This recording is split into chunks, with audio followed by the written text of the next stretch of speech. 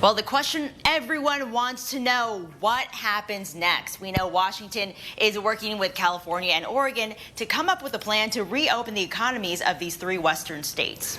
Idaho isn't included in those talks. Governor Inslee says there's a reason for that. Our Mayor Kawash had a one-on-one interview with the governor to answer that and other questions. Mayor.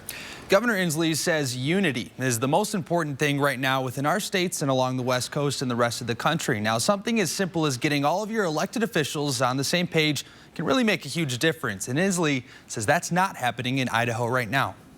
California Governor Newsom, Washington Governor Inslee, and I will be working to coordinate our efforts. 3 states on the west side of the country working as one to reopen the economy. But Idaho isn't a part of those talks right now. Governor Jay Inslee told me today there's a reason for that. The governor's having a little more difficult time in Idaho building a consensus about the next step. In the last 2 weeks, we've seen elected officials in Idaho push back against the state's stay-home order. Bonner County Sheriff Daryl Wheeler is one of those people criticizing the order. He says the state's COVID-19 response is unconstitutional.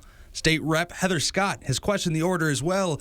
Inslee thinks opinions like those are holding the state back. The more unity you have in the community, the more successful you will be. And I guess what I'm saying is Idaho has not been successful having the degree of unity that we have had. Inslee says Washington, California, and Oregon have been working together since this pandemic started, but he's still giving Idaho a chance to come around. We have a position where we can act in unison. We hope Idaho can get there and join us. Inslee says he understands the desire to open states back up and get the economy flowing again, but making that decision too soon could be devastating. Over time, this is going to come back in our state big time if we were to release our social distancing today.